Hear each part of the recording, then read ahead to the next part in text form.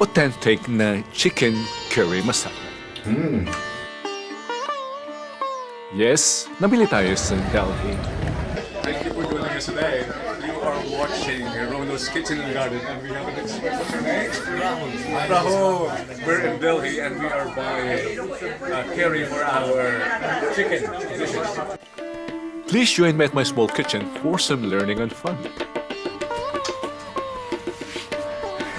Ang daming kailangan. Dati kung magluluto ka, mantika at ricado lang, ngayon pati camera. Pero I'm excited dahil magluluto tayo ng aking paboritong ulam. Ako ay baliw na baliw sa ulam Bombay, Indian dish. That's why i-feature natin yung aking nabili sa tourist trap na mga authentic na Indian spices. Tayo magluluto today. By the way, welcome sa aking kusinang maliit. Tayo magluluto ng curry masala. Paandalin na natin yan. Bago tayo mawala sa puro istorya. Paandalin na natin yan. Tayo magluluto ng curry masala. So kung gusto nyo talaga ng authentic na Bombay na ulam, ay talagang maghanap ka ng authentic na spices kagaya nito. Namahalan yata ako dahil tourist trap. Pero ito talaga ay premix kaya hindi ka magkakamali. What does it contain? By the way, this is curry masala. Coriander, cumin, salt, turmeric, mustard seeds, chili, big cardamom, black pepper, fenugreek, cinnamon, nutmeg, caraway, ginger, mace, and asafoetida, whatever that is. So, ang daming listahan. Okay. At ang lakas ng so, amoy. Ito, butter chicken next yan. So what do we need? Napansin nyo, ang dami kong... Oh, yay. Dito na lang nga. Kita naman sa isang camera. Kung napansin nyo, ang daming... hindi pala kita. Kung napansin nyo, ang daming sibuyas. Oh, Lord. At saka, ito. Prepare ko na kanina para mabilis. I remember nung si Atif, by the way, shout out Atif, yung aking kaibigan taga Pakistan. Pinaluto namin siya noon ng chicken sa amin sa Pangasinan. Grabe! 1 kilo yung chicken, half kilo yung ginamit ng sibuyas. Pero ang sarap. Grabe, nabaliw kami. Ubos. At ang dami ring mantika, if you notice. Kaya linagyan ko ng maraming mantika. And also notice that yung ating pagka-cut ng chicken are maliliit, hindi cut ng adobo para ito ay maka-absorb ng mabuti sa sauce. Yeah. Isara natin ito para hindi mangamoy yung ating tulugan. Tatagin natin yung lagyan ng sibuyas. What else do we need? Na-welcome ko na ba kayo sa ating Romulos Kitchen and Garden? It's just a greetings sa mga nanonood sa Nevada. Okay. Asa kayo nanonood sa amin sa Pangasinan? Wala yata. Ni aking pamilya hindi nanonood eh. Kaya thank you very much for joining me today. Even my family doesn't watch. Okay. Now, igisa na natin, i-saute or stir-fry yung pansinin din na ang halos Pino yung aking pagka-chop ng sibuyas. Kasi magugunaw siya or lalambot siya ng mabuti at magiging sauce.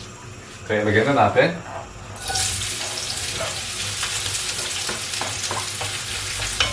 Yeah. Confession ito, totoo. Mas gusto ko ang ulam Bombay compared to Chinese and even Thai. I don't know. Mas gusto lang talaga.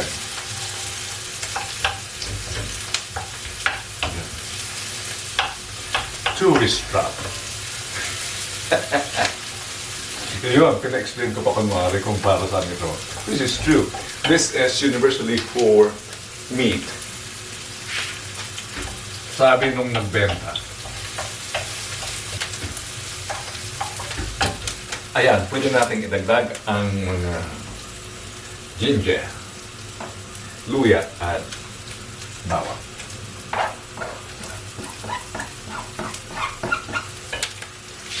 Maayos tayo ngayon.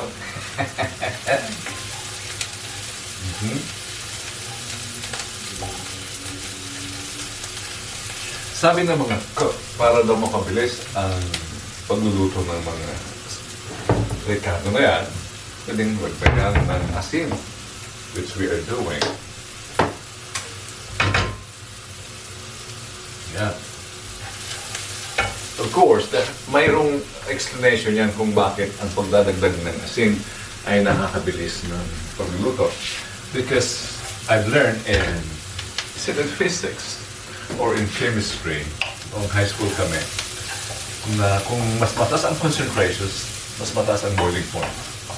So, kung mas mataas ang temperatura, the quicker is the cooking. Diba? It's just logical. And scientific. Ayan. Ito na. Hindi ito ginagawa ng karamihan, but this is what I learned sa ating mga kabumbayang mga kaibigan. Nilalagay na ito sa stir fry pa lang sa mantika. Yung iba nga, minamarinate na rin yung karne. I asked my Indian friends here if they do it at home. They say no. Another question is, how much curry powder or masala are you going to put? Ang tanong din nila is, that depends how powerful you want your curry to become. So, mild lang, kaya damihan, medium. Itipirin ko ito para may magamit pa tayo next time. Yeah, look at that. So it's infused in the oil.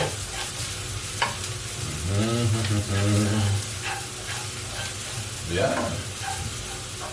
Napansin niyo wala akong dinagdag na iba? Just that.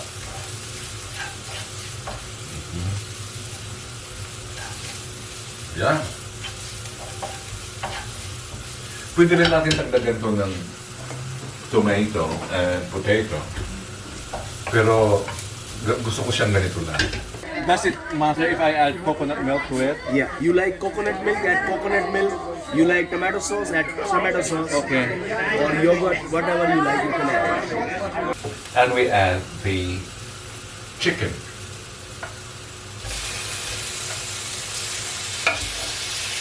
Yeah.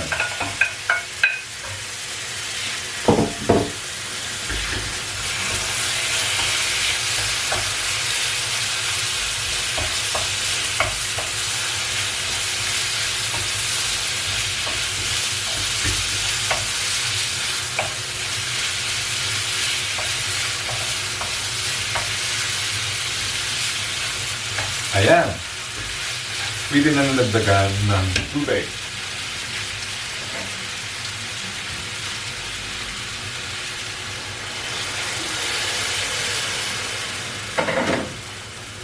Mabilis maluto to, kaya this should be enough.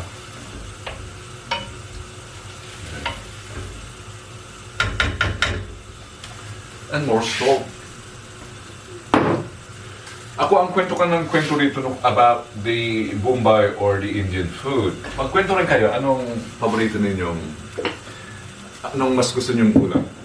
Bombay or Thai or Thailand? Thai or Vietnamese or Chinese?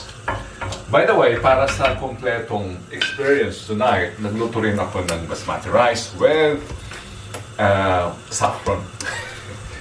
Hindi nga tama yung aking taranta ako sa iyo, daming preparasyon.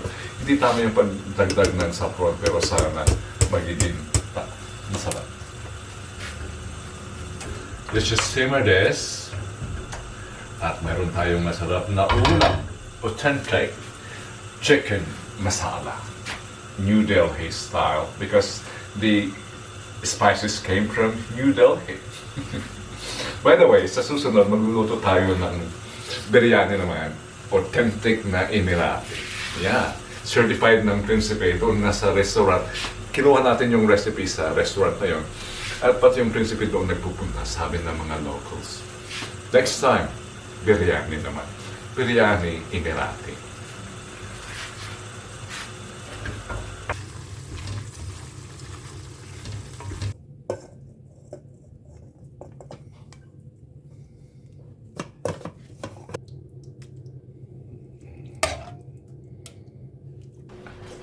Ayan, saan ka makakakita nito? That. Mmm. Delhing Delhi.